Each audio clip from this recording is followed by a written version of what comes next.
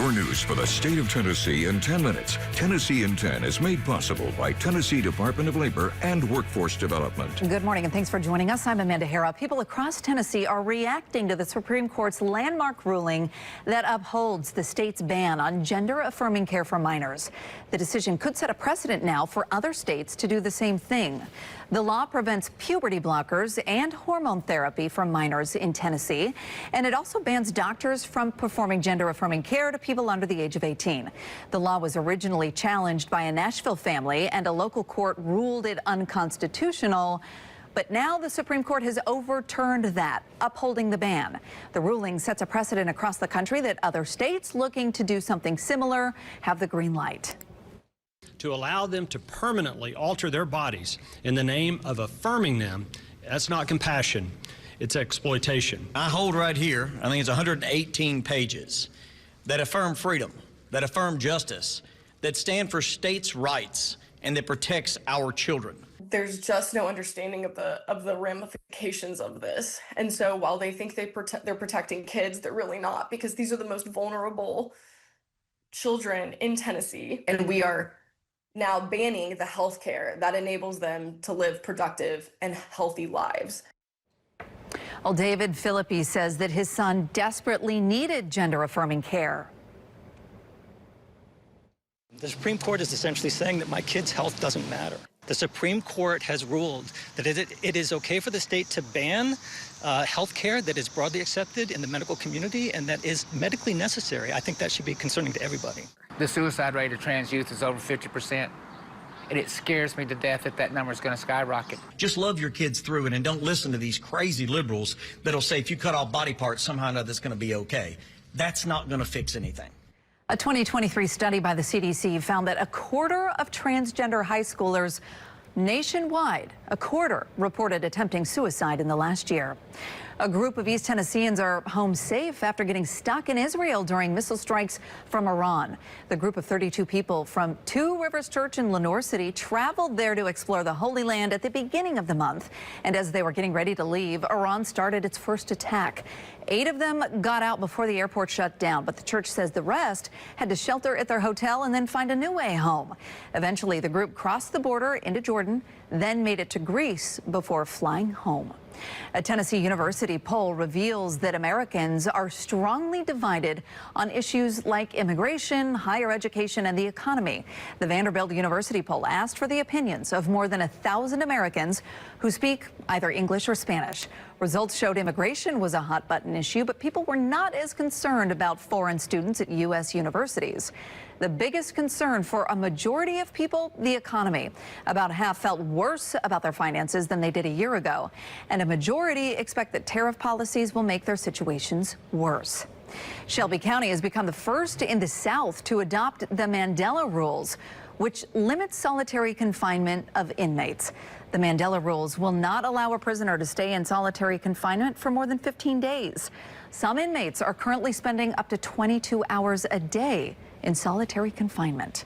A Middle Tennessee Fire Department mourning the death of Franklin firefighter Greg Tucker. Tucker was killed in a car crash on Highway 41A in Bedford County yesterday. Tucker had been with the fire department for 14 years and was an engineer for the department for 2 years. No other information has been shared about the crash. A historic theater caught fire on the iconic Beale Street in Memphis. The fire started inside the Daisy Theater yesterday morning. Memphis firefighters say an electrical issue is to blame. The theater is more than 100 years old. All right, Melanie, rain moving out hopefully for most of us today. It definitely is. We are looking at seeing some temperatures climbing as we go into today and the next couple of days. The rain showers that we are seeing right now should be pushing out here pretty soon across much of the mid-state and into East Tennessee. High temperatures in the Nashville area right around 88 this afternoon.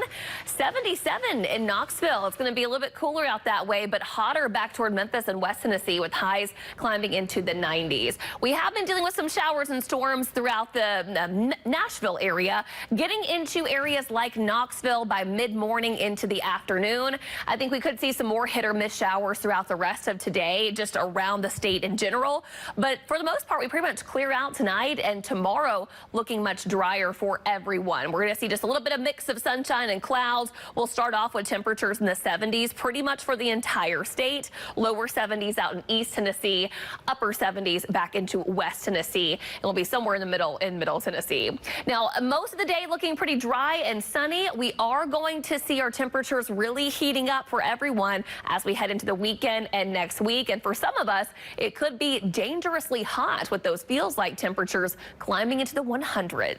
All right, we have a first alert traffic warning this morning. I-40 is closed in East Tennessee. It's going to stay that way indefinitely. So flooding and a rock slide trapped drivers in Cocke County for hours yesterday. This is the very same area that was closed off for months after Hurricane Helene. One woman says she was on her way home when the highway shut down. Well, the traffic stopped in front of us. So, yeah, everyone just stopped. And then it was still raining a good bit. So we waited a little bit till, it stopped raining. And then people started getting out and looking down here and realizing there's cars down here in trouble. She says the concrete barriers put up after Helene made it impossible for drivers to be able to turn around. She says she was stuck there for 3 hours. And a lot of people in that area are still recovering from the financial impact of Helene. Some say this is just a bad case of deja vu. We are still all fairly traumatized from what happened last year. So when things like this happen, like you said, not to build it up, but we definitely feel it more than we would have before.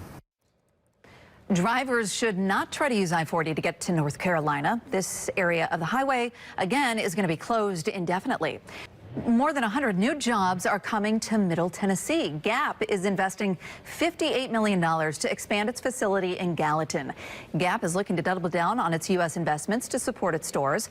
The company plans to start hiring immediately. The Gallatin campus has been there for 30 years and is the largest facility in the company's distribution network. A 7-foot-tall bronze statue will be created as a tribute to the late, great queen of rock and roll, Tina Turner. The city of Brownsville and Ford Motor Company announced a $50,000 contribution to create the statue. It'll be on display at Brownsville Heritage Park, which is a short distance from Carver High School, the school that Turner attended. The statue will be unveiled during the Tina Turner Heritage Days coming up in September. Thanks for joining us for Tennessee in 10.